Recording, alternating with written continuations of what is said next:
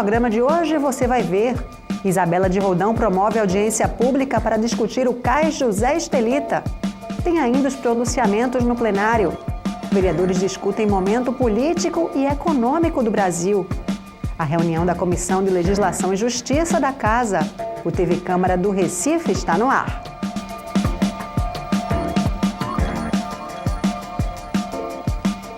Olá, começa agora mais um TV Câmara do Recife Online. Hoje, com a audiência pública que discutiu o Cais José Estelita. O debate foi promovido pela vereadora Isabela de Roldão. O plenarinho da Câmara ficou lotado para a audiência pública presidida pela vereadora Isabela de Roldão, que discutiu o projeto imobiliário de um consórcio de construtoras para o Cais José Estelita. Muitos moradores do Coque, comunidade bem próxima do local onde está previsto o empreendimento, participaram do debate. Não houve o comparecimento de nenhum representante da Prefeitura, o Sinduscon também não compareceu. Mas, em contrapartida, todos os outros convocados, compareceram, o CAU, o IFAM, o IAB, o Direitos Urbanos, o Ocupa Estelita, o Movimento Ocupa Estelita, duas representações do COC. Tinha na mesa também representação tinha ativista social na mesa. Então foi uma discussão muito rica, a gente pôde então trocar e uma questão que é praticamente unanimidade, que eu coloco inclusive para as pessoas de Recife que possam nos escutar. É quase que unanimidade, ninguém quer a demolição daqueles armazéns para ver aquilo ali se transformar em edifícios de 45 andares. A gente quer, na verdade, a nossa cidade respeitada, a gente quer, na verdade, a nossa cidade velha, antiga, a nossa ilha do Recife respeitada, onde a gente possa utilizar daquilo ali com opções de habitacionais populares, se for o caso de entender que aquilo ali poderia ser uma grande praça, uma grande biblioteca, um grande parque, contanto que a gente não transforme a nossa cidade preservada em arranha-céus, que supõe-se ser da modernidade. Isabela de Roldão criticou a ausência de representantes da Prefeitura chamados para audiência pública. Primeira vez que acontece de não vir nenhuma representação da Prefeitura para esta audiência pública, quer dizer, é um desacato ao Poder Legislativo Municipal. Então eu pedi como questão de ordem que houvesse uma intervenção da Casa, uma nota de repúdio oficial da Casa Mariano à Prefeitura pelo que aconteceu hoje. Tramita na Câmara um projeto de lei do Poder Executivo que institui o plano específico para o Cais de Santa Rita, Cais José Estelita e Cabanga e determina o que poderá ser construído nessa área, chamada de Ilha de Antônio Vaz. O representante da ONG Direitos Urbanos, Leonardo Cisneiros, afirmou que o plano é elitista e ruim para a cidade e vai agravar os problemas da mobilidade no Recife. Esse projeto tem muitos danos para a cidade, é um projeto elitista, excludente, segregador e com grande impacto que, na verdade, não está sendo estudado. Se prevê, por exemplo, 5.000 vagas de garagem lá e aquela área já está saturada, o trânsito está bastante saturado, não tem para onde escoar isso. Isso não foi estudado, só para dar um dos exemplos. Também vai causar uma inflação, né, nos terrenos da região e tender a expulsar as famílias de baixa renda daquela área. Então vai causar mais segregação, mais injustiça, vamos dizer, social. Então tudo isso não foi estudado, tudo isso não foi realmente discutido e trabalhado pelos planejadores. Na verdade, foi feito um projeto em cima de alguns projetos privados já propostos, somente para legalizar esses projetos privados que seriam ilegais de outra forma. Então, na verdade, está legalizando o ilegal. É uma grande apreensão pelo poder privado de um patrimônio público de todo mundo, que é a cidade do Recife. Ali é o centro da cidade, a paisagem que pertence a todos, né, pernambucanos e todos os recifenses, vamos dizer assim, certo? Isso está sendo privatizado e ele não pode admitir esse tipo de coisa. O integrante do movimento Ocupa Estelita, Vitor Araripe, afirmou que o projeto Novo Recife é ilegal. O projeto tem as suas irregularidades desde o processo de aprovação, desde o leilão ele tem problemas de irregularidade. Mas eu acho que o grande problema disso é porque ele é fruto de uma lógica que não contempla participação de ninguém, é decidido dentro de um ambiente fechado e que as pessoas não têm realmente o poder de decidir o que querem para a cidade. Um projeto que está dentro de falando assim mais da legislação, dentro de uma zona de ambiente natural e que prevê 13 torres de 40 e tantos andares para um setor da sociedade, e que você vê no entorno uma demanda enorme por habitação popular, demanda por equipamento público. Você não tem uma escola dentro do projeto, não tem um hospital, uma UPA, qualquer coisa que seja. E a gente só vê dentro do projeto hotel, empresarial, residencial de alto padrão, e a gente não insere dentro desse projeto, que aí é onde entra a discussão do projeto de lei, que é onde o poder público deveria fazer seu papel de planejamento urbano, de inserir as demandas da cidade. A representante do Conselho de Arquitetura e Urbanismo, Ângela Carneiro da Cunha, disse que apoia os movimentos sociais e que os problemas urbanísticos do Recife só podem ser resolvidos ouvindo a população. Os movimentos sociais eles são importantíssimos porque eles vão pressionar uma mudança governamental para que esse planejamento de cidade seja deixado de lado, esse antiquado planejamento de cidade, e passa-se a um planejamento contemporâneo, né, que vai tentar resolver de outra forma essas grandes estruturas complexas que foram criadas. Qual a opinião da senhora sobre esse plano urbanístico que está sendo apresentado ali para a Ilha Antônio Vaz? O Conselho ele entende que um plano urbanístico ele tem que vir de pelo menos um conceito maior, né, daquela área principalmente, que é uma ilha, para depois a gente entender os planos específicos. Então ele pediu, inclusive na última audiência, que em 180 dias o município apresentasse um plano conceitual para a Ilha de Antônio Vaz, que é o mínimo de estudo que tem que se fazer para uma área tão complexa e tão importante para a cidade. Aquilo é a cara da cidade do Recife, que precisa ser trabalhada de uma forma mais ampla. O Conselho entende assim. Ele não entende que pode se analisar um plano específico para a área sem este plano conceitual, o mínimo para que a gente entenda essa borda d'água. O presidente do Conselho Regional de Engenharia e Arquitetura, Evandro Alencar, defendeu o desenvolvimento sustentável com responsabilidade e disse que projetos precisam ser executados para evitar que a cidade fique estagnada. Também participaram da audiência pública o presidente da Câmara, Vicente André Gomes, os vereadores Jurandir Liberal e Osmar Ricardo, o secretário-geral do Instituto dos Arquitetos do Brasil, Eduardo Aguiar, a representante do IFAM, Fabiana Dantas, os líderes comunitários do COC, Rildo Fernandes e Rodrigo Barbosa, e o publicitário Sérgio Urti. As ações de mobilização social vão se intensificar, na verdade, porque a gente precisa resistir. E é interessante porque essa audiência pública de hoje acontece exatamente no dia do centenário de Pelópidas da Silveira, que foi um grande prefeito que Recife teve, um urbanista, quer dizer, um cara super sensível à realidade da cidade, e que a gente fica muito feliz que tenha acontecido no dia do centenário dele. Entrou em pauta um projeto de lei do vereador Osmar Ricardo que quer oferecer colônia de férias aos alunos das escolas da rede municipal. O vereador Carlos Gueiros pediu para discutir a matéria. Segundo o vereador Carlos Gueiros, o projeto é inconstitucional por gerar despesas ao município. Eu acho que a iniciativa é das mais louváveis, né? Mas eu me deparo diante das limitações da lei. Então, nós temos uma Constituição que chama-se Lei Orgânica do Município. E, vereador Osmar, como eu não tive a oportunidade de ver isso na Comissão de Legislação que eu participo, eu queria que Vossa Excelência entendesse meu posicionamento. Eu não fico à vontade em votar aqui um projeto que a minha consciência diz que extrapola os meus limites legislativos. Tem um parecer aqui da Comissão de Legislação que é pela rejeição desse projeto.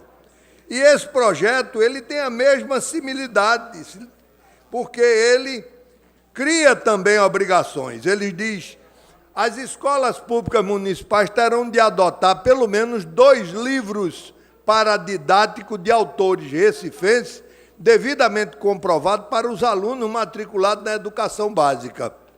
E a Comissão de Legislação opina pela rejeição, dizendo que pela inconstitucionalidade.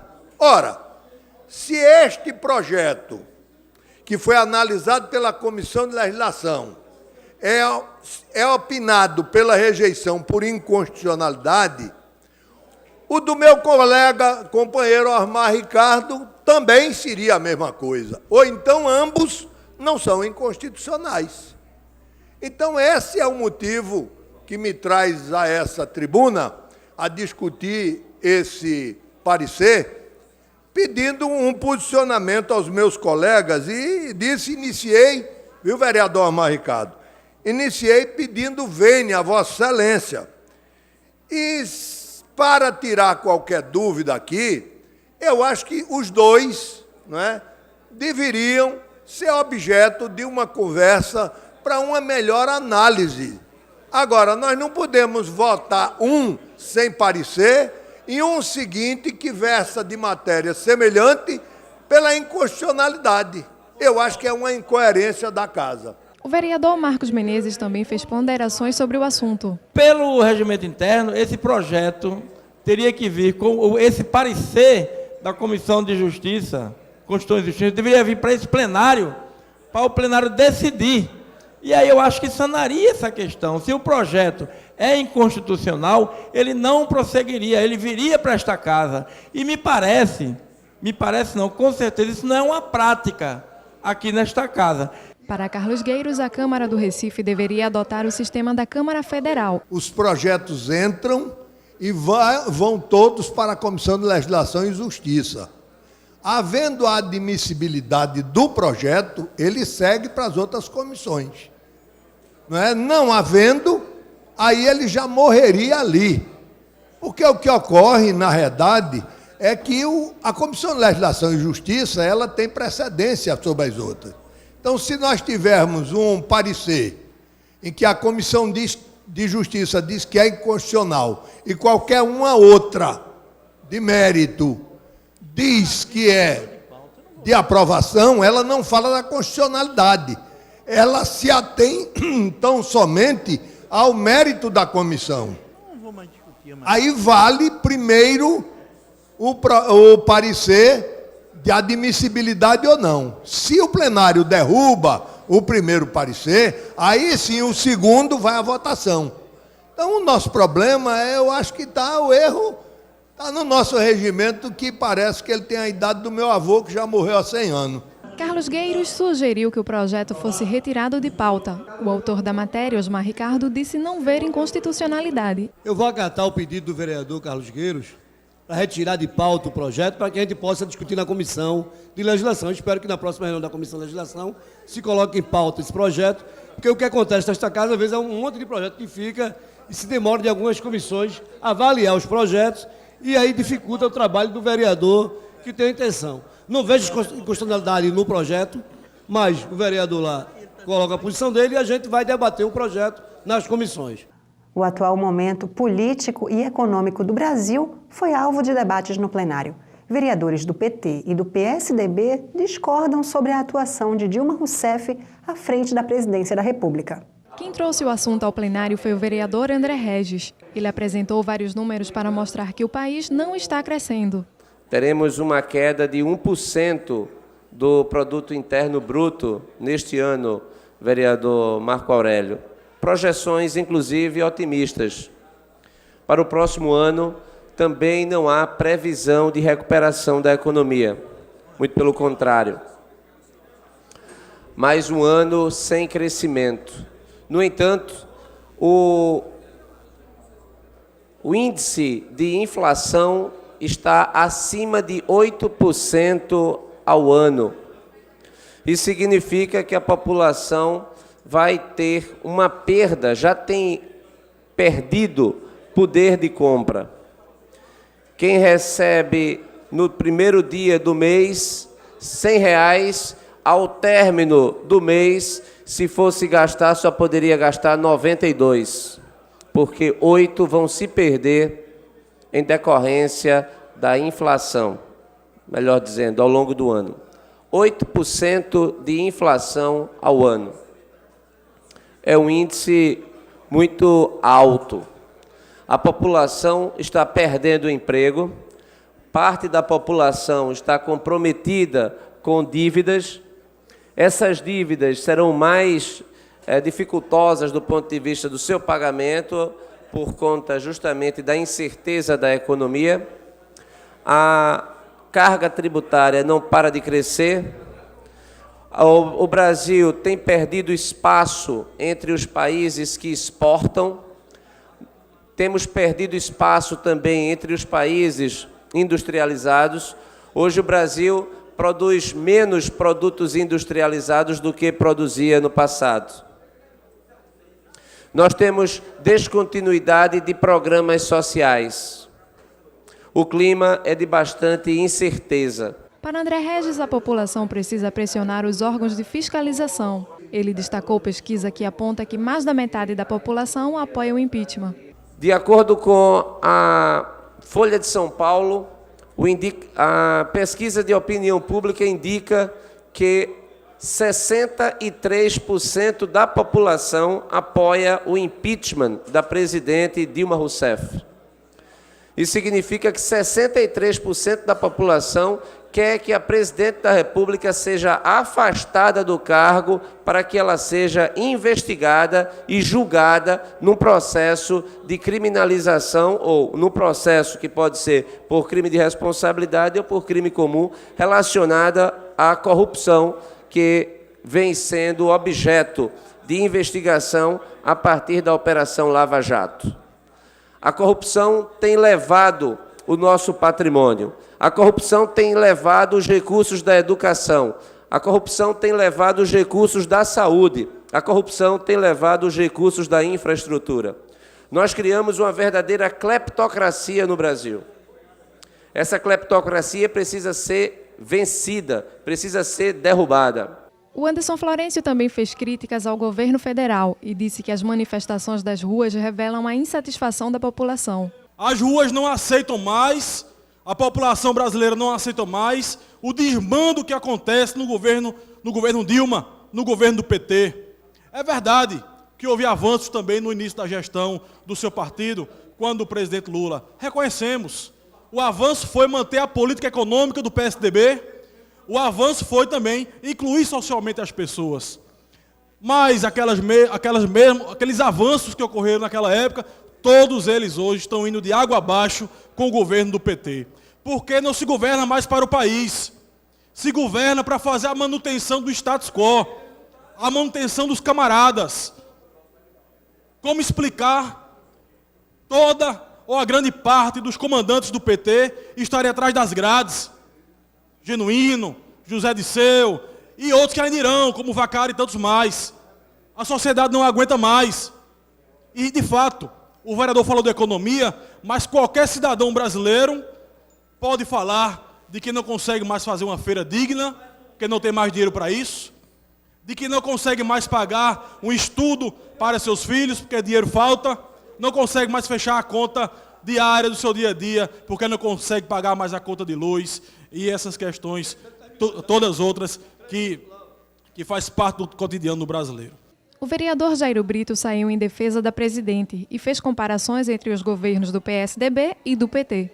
Vossa Excelência falou aí em várias variáveis. Eu anotei aqui, ó. PIB, desemprego, salário mínimo, inflação, programas da educação. Vossa Excelência, quando traz essa discussão, Vossa Excelência está dando um atestado de quanto foi importante e que a senhora e Vossa Excelência reconhece o governo do PT. Porque quando Vossa Excelência diz que o PIB, uma previsão, veja, uma previsão que não ocorre, que tem uma previsão para crescer menos de 1%, é uma previsão.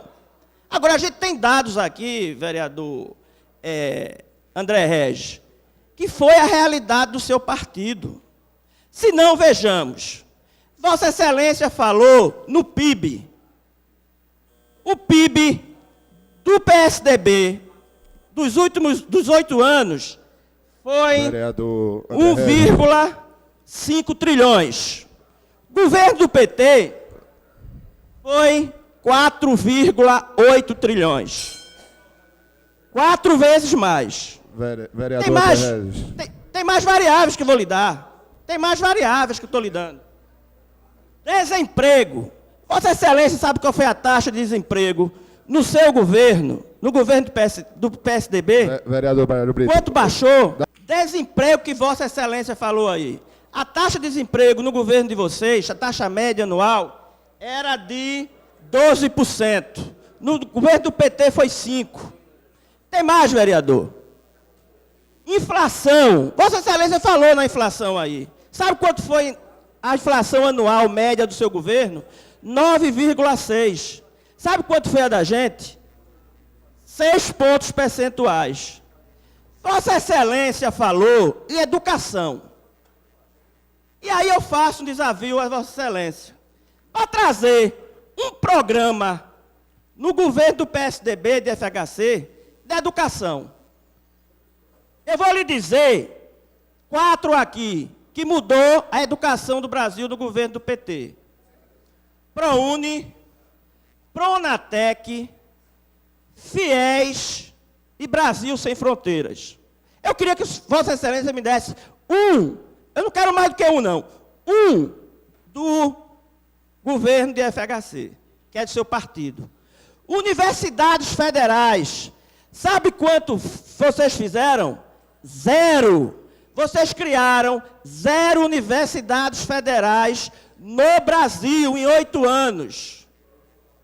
Sabe quantas nós fizemos? Mais de 30. Vereador, posso... Pode, eu vou concluir. Agora, Vossa Excelência tem razão. O PT, como Vossa Excelência está comparando, há 2 anos atrás, era um modelo, nesse ponto, de gestão. Henrique Leite destacou que o governo do PSDB teve maior índice de inflação e ninguém defendeu o impeachment do presidente.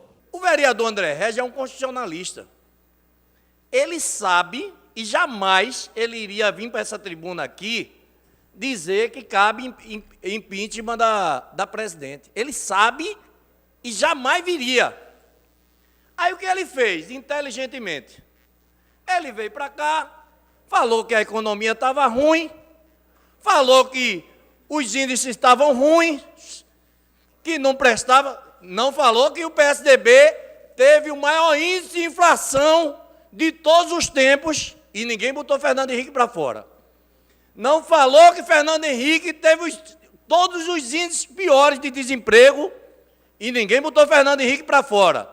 Não falou que Fernando Henrique e o PSDB, todos os índices de corrupção, e ninguém botou Fernando Henrique para fora. Mas sabe por quê? Porque, primeiro, corrupção naquela época não se apurava, nem se apura no PSDB. Não se apura, isso já está provado, em todos os cantos. Então, o vereador, eu tenho que tirar o chapéu para ele, porque ele é inteligente, ele é capacitado, porque ele conseguiu fazer aqui um jogo de palavras, que ele falava impeachment sem dizer que a presidente podia ser... Ele misturou aqui alho com bugalho, cunhaque de alcatrão com catraca de canhão, para tentar convencer as pessoas de que ele estava dizendo. Ele estava falando de impeachment e dizendo que a presidente ia sofrer impeachment.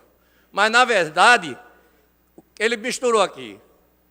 Falou de economia, depois deu uma aula de direito constitucional, que ele é especialista, foi lá, falou, se possível, um impeachment, não sei o quê, e falou dos índices da pesquisa.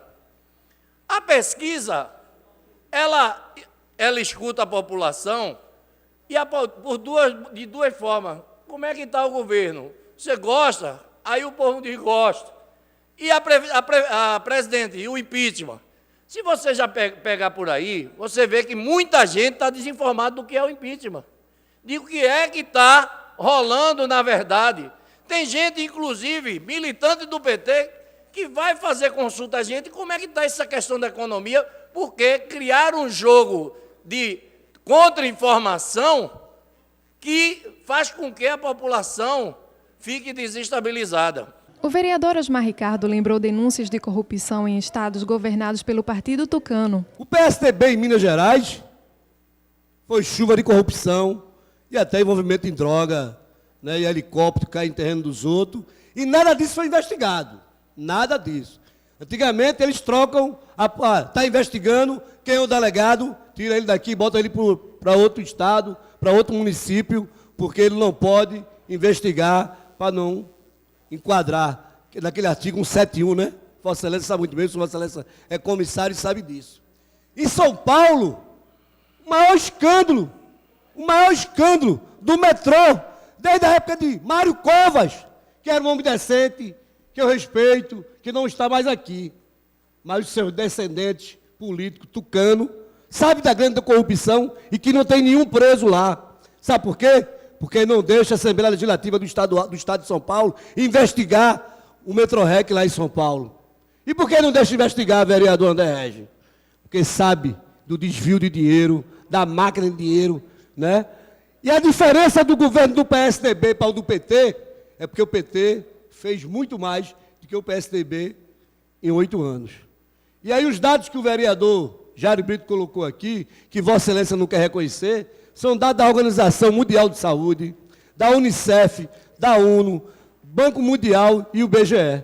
Vossa Excelência sabe que são entidades respeitosas, que têm credibilidade em nosso país. Vossa Excelência sabe disso. Então não pode colocar sob júdice essas entidades que colocam esses dados do governo do PSDB e do governo do PT. Zé Marcos Menezes fez um apelo à bancada do PT. Pediu para elaborar uma pauta e apresentá-la ao ex-presidente Lula. Aproveitar esta excelente oportunidade para fazer um apelo à bancada do PT. A quem eu respeito muito, tenho convivido aqui, digo isso inclusive nas redes sociais, que são companheiros corretos, éticos, sérios, não tenho nada contra, não conheço nada contra nenhum de vocês, né? Além do que, por todos vocês eu tenho uma admiração pessoal, né? Mas a gente está vendo aí na imprensa, vereador Henrique Leite, que Lula vai estar aqui em Recife, sexta-feira, dia 17. A gente está vendo aí, inclusive, que a oposição na Assembleia está se articulando para ir até Lula, uma pauta até Lula. E aí, vereador, eu, até como a título de sugestão, não sei se a ideia é a boa ou aproveitável, a título de sugestão a meus colegas, meus companheiros vereadores do Partido dos Trabalhadores nesta casa, que aí vocês depois podem pensar nisso. Qual seria?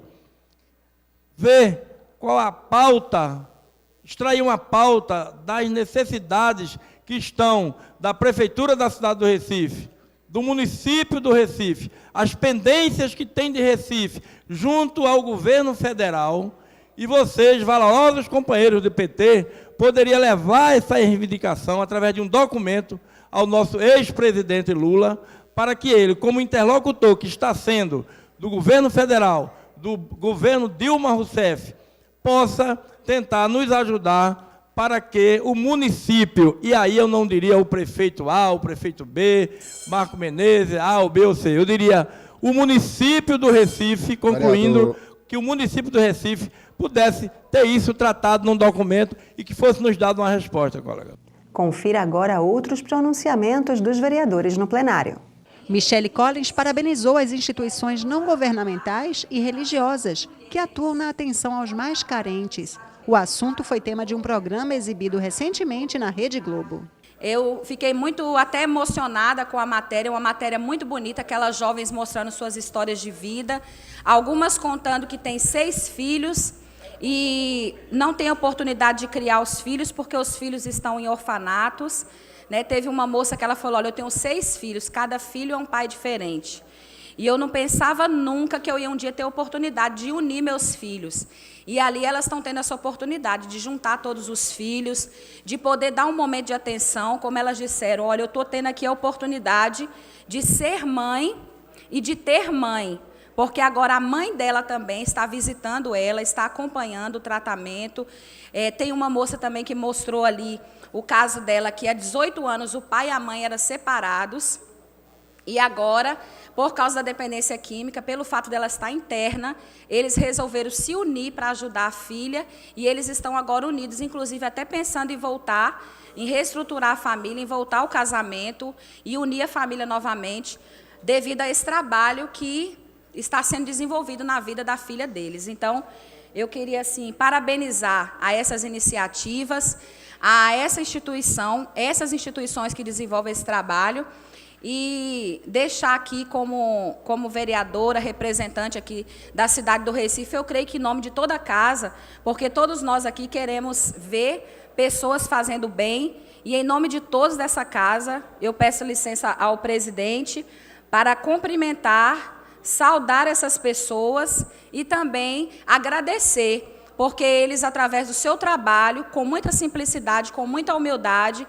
mas, acima de tudo, com muito amor, têm ajudado o poder público a cumprir o seu papel, têm feito o seu papel enquanto sociedade, enquanto cidadãos, e têm ajudado a cidade do Recife a ficar cada dia mais bela, mais organizada e ter cidadãos com seus direitos garantidos e com maior qualidade de vida. Aimee Carvalho comentou a Operação Inverno 2015 da Prefeitura do Recife. Na semana passada, mais 2 obras de contenção de encosta foram entregues. E na qualidade de presidente da Comissão de Obras, pude constatar que foram vistoriadas 2 obras de muro de arrimo concluídas recentemente e outra que encontra-se em andamento. O endereço conta ainda com sistema de drenagem, recuperação de calçadas e tela argamassada para cobrir o terreno inclinado. Nós estivemos lá presente e constatamos. Esperada há bastante tempo pela população, a realização desta obra beneficia 11 casas daquela localidade. Essas ações fazem parte da Operação Inverno 2015. São obras de infraestrutura nas áreas de encosta que estão sendo entregues e outras iniciadas.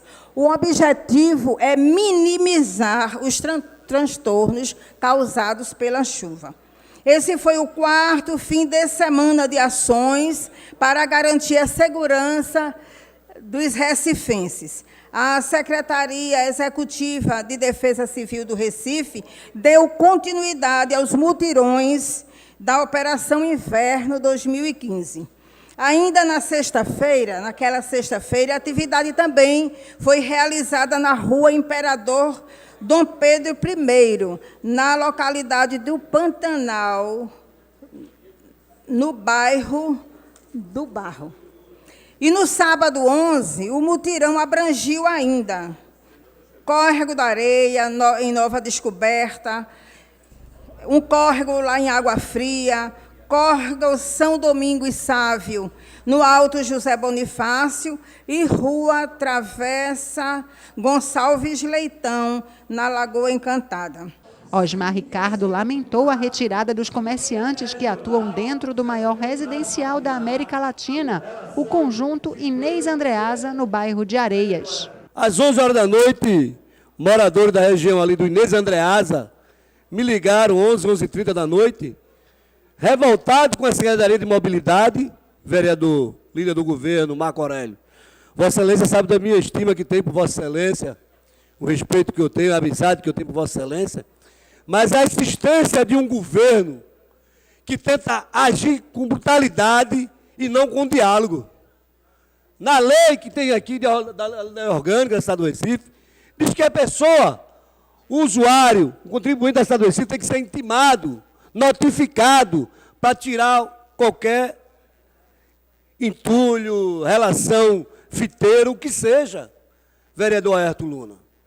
Mas a gestão do prefeito Geraldo Júlio com o secretário de Mobilidade é diferente. Chega lá e arranca o que tiver no chão e leva, sem intimar, sem dialogar. Essa é a diferença do governo anterior para esse governo.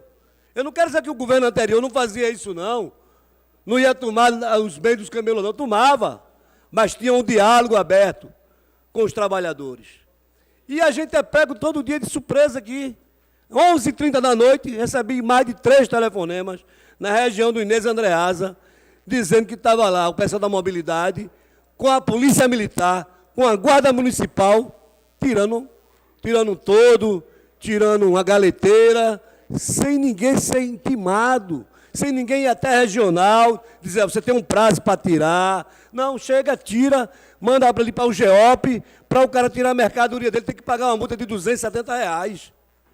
Isso é um absurdo. Isabela de Roldão comentou a cobertura dos jornais locais sobre o túnel da abolição.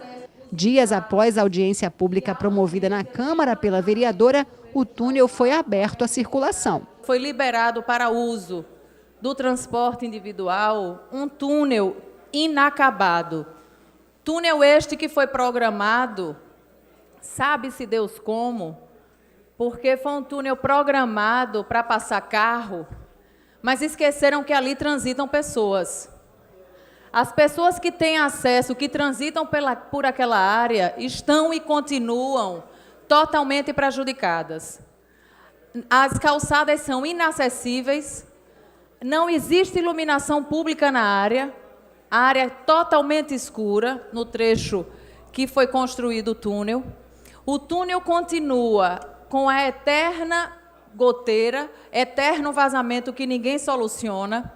Não se sabe como vai solucionar, porque ficou comprovado aqui na audiência pública, pela apresentação de uma das pessoas que participou da audiência, que ali por baixo daquele túnel passa certamente um rio. Mas parece que no estudo do local não foi visto isso, vereador Marco Aurélio. Não foi verificado que ali tem água. E quando perfuraram, fala-se até em lençol d'água. Quando perfuraram, essa água não para de jorrar, vereador Antônio Luiz Neto. Não para de jorrar. Ainda hoje está lá, jorrando água. Uma bomba de grande potência fica tirando essa água para não inundar. E o maior medo do Museu da Abolição é que aquele casarão centenário, que transpassa os séculos, venha a ser abalado por conta desse excesso de água que está sendo retirado do solo. Porque a água existe uma sedimentação naquele espaço, e aquilo ali está sendo bombardeado, está sendo tirado, vazado, e ninguém sabe, a longo prazo, o prejuízo que aquilo poderá trazer para a nossa história. Ela também lembrou que o acesso ao Museu da Abolição vem sendo prejudicado por causa da construção do túnel. Nós temos um Museu da Abolição que é referência no Nordeste, e esse museu está de portas fechadas há praticamente 2 anos, onde teve uma redução de 65% da sua visitação. Porque no museu, a obra tão pensada, tão sonhada e planejada do túnel da abolição, não foi liberado acesso para o museu. Pasmem, o Museu da Abolição não pode entrar ônibus. Os ônibus que vêm das escolas públicas e privadas não podem entrar no Museu da Abolição. As visitações estão restritas. A acessibilidade para cadeirante, para deficiente visual, está restrita, porque a tão planejada obra cresceu uma calçada enorme na principal entrada do museu. Só vocês indo lá, pessoalmente, botando o pé ali naquela calçada, fazendo o contorno, vereador Maguari, do Museu da Abolição, para vocês verem o que é o descaso com as questões culturais e de educação da nossa cidade. Estão diretamente refletidas naquela obra, onde a supervalorização ao carro, ao transporte individual, existe em detrimento total à cidade que é para ser para as pessoas. Luiz Eustáquio comemorou os 21 anos da Associação Oásis da Liberdade, que atua na prevenção e recuperação de jovens usuários de drogas. Em Casa Amarela, nós abrimos também o outro centro de acolhimento. E em Igaraçu é a nossa comunidade terapêutica, onde nós levamos as pessoas que nos procuram. Agora, nós trabalhamos para todas as pessoas que precisem de ajuda. Seja ela do Recife, eu sou vereador do Recife, mas a pessoa é tratada lá, seja ela do Recife, de Caruaru, de onde ela vier, precisando de uma mão amiga, ela recebe uma mão daqueles que fazem o Oásis há 21 anos. Porque esse é o nosso compromisso. A ampla maioria das pessoas é do Recife. E por quê? Porque é o maior município, porque é um município que realmente tem a maior demanda e, infelizmente, está lutando para organizar um projeto, acabou de lançar uma secretaria, mas ainda há muita necessidade de ampliação. E o Oásis da Liberdade, hoje, faz 21 anos. Dia 14 de abril. 21 anos para realmente poder continuar ajudando pessoas, vereador Marco Aurélio. Esse é o nosso desejo, esse é o nosso compromisso e essa é a minha bandeira. Uma bandeira que eu tenho antes de chegar aqui nesta casa, porque eu sou vereador de 2004 para cá. Mas eu comecei, vereador Carlos Gueiros, nessa bandeira aqui em 84. Então, em 94, corrijo, em 94. Então, esse é o trabalho que nós realizamos e eu quero parabenizar todos aqueles que fazem o Oásis da Liberdade. Eu quero, presidente, parabenizar essa casa que tem nos ajudado, que tem sido parceira e que está na luta contra as drogas, no enfrentamento às drogas. Eu quero parabenizar todos os colaboradores durante esses 21 anos. Eu quero parabenizar todos aqueles que contribuem, que ajudam a recuperar vidas. Eu quero agradecer a Deus em primeiro lugar, porque eu sei que esse projeto, esse sonho aqui que nasceu no nosso coração, primeiro nasceu no coração de Deus. E o Oásis da Liberdade é mais que tudo, uma vontade de Deus. E por isso que nós estamos ali fazendo esse trabalho para que mais vidas sejam recuperadas. Então, parabéns, Oásis da Liberdade, parabéns a essa casa que assinou o voto de aplauso que nós pedimos aqui na Extra Pauta, parabéns a todos do Recife, parabéns a todos de Pernambuco, por esses 21 anos do Oásis da Liberdade. E Stefano Menudo comemorou as obras da Prefeitura no bairro da Mostardinha. E o prefeito, a toda a sua visão de responsabilidade, absorveu todas as informações dos seus chefes de gabinete, que ali se encontrava com o vereador Stefano Menudo, e assim, sendo, fez uma reunião com os seus secretários, principalmente o que trabalha na pasta, que está na Enlube, Defesa do Animal, Meio Ambiente, juntamente, feito um conjunto de equipes, foram todos deslocados até a praça, e lá foi retirado todos os animais, e a praça está totalmente limpa. Mas melhor ainda é que o prefeito teve a sensibilidade de não deixar aqueles carroceiros que têm uma cultura naquela comunidade, de pai para filho, de ter suas carroças de cavalo, todas elas agregadas em armazém de construção. São pessoas que trabalham honestamente, são pessoas que vivem a sua vida de luta.